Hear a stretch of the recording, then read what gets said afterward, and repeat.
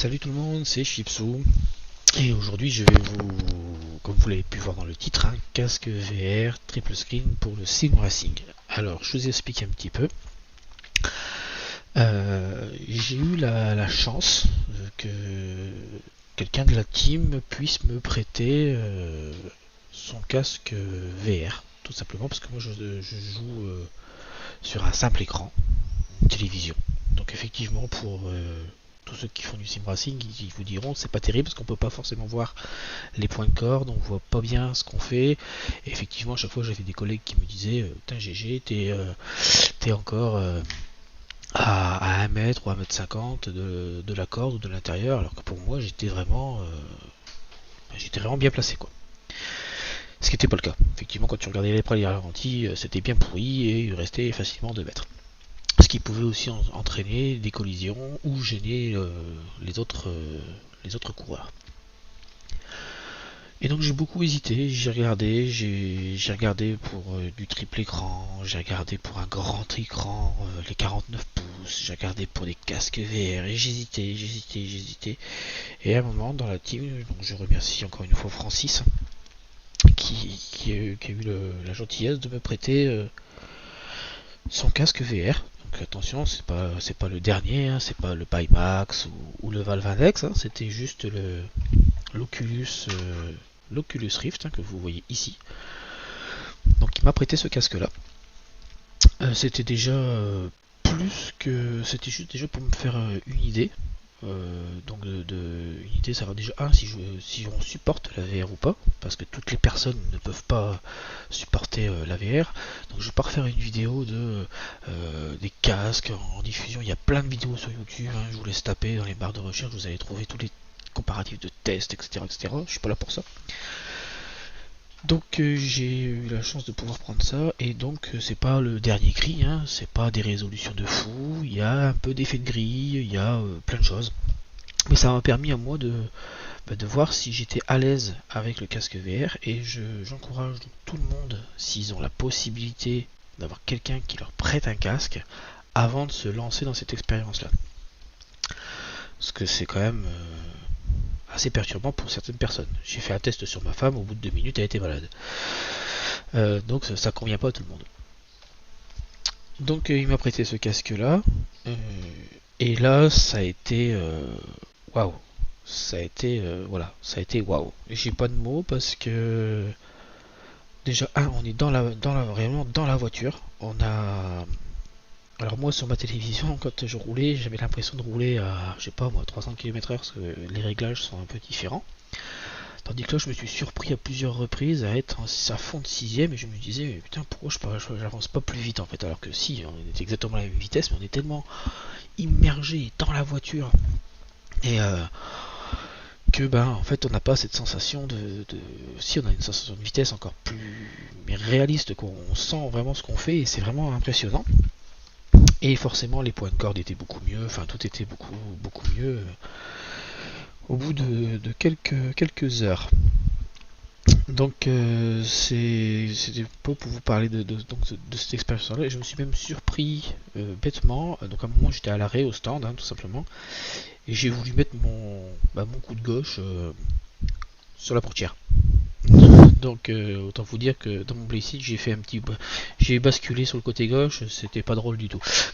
Tellement que l'immersion était vraiment prenante. Alors par contre aussi, deuxième petite chose que je voulais vous préciser, quand vous voulez faire de la VR, hein, vérifiez bien que votre matériel soit compatible, parce que forcément ce genre de casque là qui commence un petit peu à dater, je dirais qu'actuellement les cartes graphiques les font tourner. Les cartes graphiques récentes, je parle des 1080, des 2060, 2070, tout ça, ça les fait tourner. Par contre, si vous voulez monter en gamme, donc les casques qui sont déjà plus performants au niveau des graphismes, au niveau du rafraîchissement, au niveau de plein de choses, style le Valve Index par exemple, qui est un très bon casque, le Pimax 5K+, qui lui a un FOV de fou, ou le futur HP Reverb G2 qui lui a des lentilles de 2160 par 2160 par œil, Donc lui il n'y a plus du tout de screen effect, donc plus d'effet gris du tout. Donc ce genre de casque demande quand même des configurations un peu plus poussées. D'accord. Donc n'hésitez pas à lancer leurs petites applications qui permettent de tester votre matériel avant de vous lancer dans ces achats. Voilà un petit peu pour ça. Donc c'était pour vous faire une petite parenthèse sur la VR et sur le triple screen. Alors le triple screen, voilà, hein, c'est ce genre que tout le monde connaît, hein, ça peut être génial. Alors pourquoi je suis pas parti sur le triple screen? Parce que c'est vrai que c'est intéressant, hein. Triple screen c'est 564 €, vous voyez, sur un site que tout le monde connaît, hein. Non seulement moi j'avais pas la place, parce que pour faire du triple screen il faut la place, parce que mine que rien ça prend quand même un peu plus d'un mètre, on va dire 1m40 entre le support et tout ce qui va avec, hein. Donc il faut la place, il faut après je dirais il faut savoir que les 3 écrans, vous n'allez pas vous en servir tout le temps, quoi. Enfin, vous allez en servir juste pour le sim racing et c'est tout. Après, il faut un écran. Enfin, moi personnellement, c'est ce que je devais faire. Je devais mettre mon châssis sur mon châssis, mes 3 écrans et à côté mon bureau avec un autre écran à côté pour pouvoir travailler. Donc en fait, c'est 3 écrans qui servent qu'à ça. Donc beaucoup de place de prise pour pas grand chose. Enfin, pas grand chose. Je dirais que le temps passé dans mon châssis plutôt que devant mon écran en train de travailler, c'est pas la même chose. Donc voilà pour le triple screen. Je ne dis absolument pas que c'est pas bien, c'est excellent. Moi j'ai été essayé chez des amis, c'est super. Ceux qui ont la possibilité d'avoir de la place, qui ont énormément de place, et que c'est franchement c'est génial. Voilà, c'est génial également.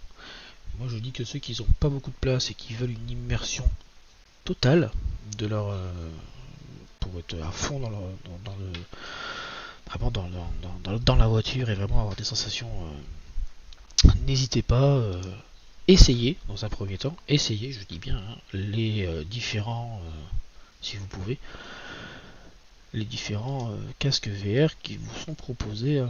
Donc regardez bien les caractéristiques techniques, hein. Moi je suis pas parole d'évangile, hein. Moi c'est ces trois là que je regarde actuellement, hein, parce qu'ils me plaisent tout simplement. Le Valve Index parce que au niveau du confort c'est vraiment le top, et au niveau de l'audio aussi. Il est un peu cher quand même le cochon. Le Pimax parce que il y a un FOV, donc le FOV, je vous fais pas un cours, c'est l'angle de vue, hein. Il y en a plein qui font des cours sur internet qui vous expliquent, c'est pas mon truc. C'est l'angle que vous avez quand vous regardez, donc 200 degrés c'est énorme. Et enfin celui-là qui est donc le HP Reverb 2, qui lui a des lentilles vraiment excellentes, où en fait il y a plus du tout d'effet de grille, et ils ont travaillé en partenariat avec Steam, parce qu'en fait toute la partie casque arrière en fait ça sera leur module. Donc au niveau confort, au niveau de ça sera génial. Voilà moi ce que je regarde actuellement. Donc c'était une petite vidéo pour vous dire, si vous avez l'occasion de tester, faites-le. Bon, par contre, si vous sentez que vous n'êtes pas bien, enlevez-le de suite, hein. Attention. Et puis, donc voilà, c'était pour vous faire cette petite vidéo par rapport au triple screen. Pourquoi je choisis, je dirais, le casque VR au triple screen. Déjà par rapport à ma configuration, hein, voilà. Et deuxième chose, c'est que voilà, une fois que c'est fini, vous posez le casque, c'est terminé, quoi. Vous sortez de votre châssis, et puis basta. Voilà, tandis que le triple écran, il reste toujours, le volume reste là. Donc là, j'ai posé le casque sur le bureau, c'était fini. Après, je repartais à mes activités classiques, c'était plutôt vraiment pas mal. Voilà, donc dans les descriptifs, bien sûr, vous retrouverez le lien vers notre site internet, hein, plus, comme je vous avais fait la petite vidéo, les inscriptions pour le petit championnat arrivent bientôt à son terme, hein, le petit championnat LZB. Il nous reste 6 jours, donc n'hésitez pas à venir jeter un petit coup d'œil, ou même vous inscrire, hein. Je vais vous montrer un petit peu entre la vidéo que j'avais faite il y a quelques jours et aujourd'hui. Hop, on peut voir quand même qu'il commence déjà à avoir pas mal d'inscrits. Voilà, donc ça risquerait d'être sympa, donc n'hésitez pas à venir, à vous inscrire, et ça nous fera extrêmement plaisir. Voilà pour cette petite vidéo, donc comme je vous disais, hein, je suis pas la parole d'évangile. Testez, moi j'ai eu la chance d'essayer, et j'ai trouvé ça génial. Donc ceux qui ont des... Ah si, quand même un petit peu. Ceux qui ont des doutes, des craintes par rapport au casque VR, donc moi j'ai des lunettes. Voilà, donc il faut savoir que l'Oculus, le premier, le Rift, c'était un des premiers, donc ils n'étaient pas encore forcément tous au point avec les lunettes. Ils se sont dit, ceux qui ont des lunettes, on va les oublier. Donc, mais ça marche très bien quand même. L'Oculus, moi je l'ai testé, j'ai des lunettes, j'ai pas été plus gêné que ça. Maintenant, tous les Rift S, l'Oculus Quest, le Valve Index, l'HP Reverb, le Pimax, tout ça, sont conçus pour accueillir les personnes qui ont des lunettes et pour justement améliorer le confort surtout et l'utilisation du casque. Donc ceux qui ont des lunettes et qui avaient un doute là-dessus, parce que c'est vrai que tous les tests qu'on voit, on voit les mecs ils n'ont pas de loupiote, hein, ils ont pas de lunettes, donc c'est vrai que c'est un peu chiant. Moi j'ai des lunettes, j'ai essayé et je trouvais ça génial. Voilà, donc n'hésitez pas. Ensuite au niveau des manettes, tout ça, bah, c'est super. Hein. L'installation, il faut pas être diplômé d'Harvard ou de Polytechnique hein, pour les installer. Hein. C'est très très bien expliqué. Donc voilà, je répète, si vous avez l'occasion de tester avant l'achat, faites-le parce que ça peut vous plaire et là bah vous avez fait votre choix parce que vous allez dire ah ouais quand même, ou si vous supportez pas du tout, n'hésitez pas à vous rabattre sur le triple écran qui est aussi très très bien, mais vraiment très très bien. Et voilà, donc vous n'aurez pas la même immersion, ça c'est sûr, mais ça fonctionnera très très bien et il n'y a pas de souci là-dessus.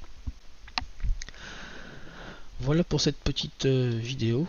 Bon, j'espère que ça vous aura plu. N'hésitez pas, bien sûr, comme d'habitude, à laisser un petit pouce bleu, à commenter, je répondrai, hein, pas de souci. Merci aux nouveaux abonnés, hein, vous êtes de plus en plus nombreux.